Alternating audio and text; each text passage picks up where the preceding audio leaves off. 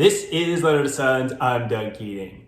I'm identifying the best 3 albums by my top 50 favorite rock bands of all time. Today at number 8, a band some of you have probably never ever heard of, The Replacements. Here are the criteria for the list. First, greatest hits albums are not permitted. Second, no live albums. I will note that this band has actually recently released a lot of live music. And third, I'm going to include an honorable mention or 2 for the top 25. This band only released 7 studio albums. Doubtful you'll see more than 1 honorable mention. Let's take a look at what artificial intelligence has to say about this list. According to ChatGPT, here are the top 5 Replacements albums. Good list. The top 4 is what I expected to see. All shook down at number 5. Many do not really consider this to be a Replacements album as much as a Paul Westerberg project. I kind of agree. I don't think the whole band was behind that album. Let's take a look at some Spotify data. According to that streaming platform, here are the 5 most popular albums and a single by The Replacements. The single is a recent remix of Left of the Dial, excellent song, and the 4 albums match the ChatGPT list. I'm going to make a comment about this band. It seems like over the last few years, they've tried to leverage their catalog and make money by re-releasing, repackaging, and such. Contrast that with what their attitude was like back in the day. Young punks, they didn't want to do videos. They got banned from Saturday Night Live for showing up too drunk to play. And I think they realized they squandered a great opportunity. This band was top notch. They just seemed like they couldn't get their shit together.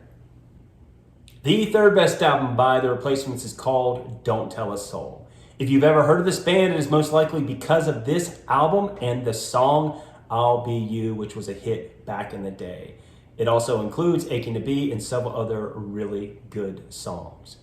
Replacements hardcore fans hated this album. They said they'd become too popular and the album was overproduced. To those fans, I say, whatever. I would much prefer a well-produced album by a band than listening to one it sounds like they recorded it in their basement. I'll take better production over high energy any day of the week. The second best album by The Replacements is called Please to Meet Me. I wish more people knew about this album. It is so good.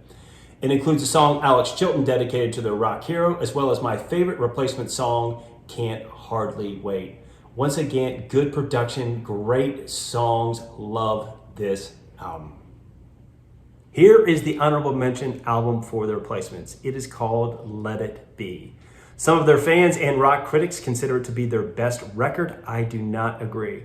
I think this album does show first signs of the greatness to come. I own it on vinyl, has several great songs such as I Will Dare, Unsatisfied, and Answering Machine. The best album by The Replacements is called Tim. This is the record that got me hooked on this band, with songs like Kiss Me on the Bus and Bastards of Young. The band took a fascinating approach to closing out this album with 3 killer tracks, Left of the Dial, Little Mascara, and the acoustic classic Here Comes a Regular. If you've never heard of this band, this is the best album to start. Listen to it and enjoy.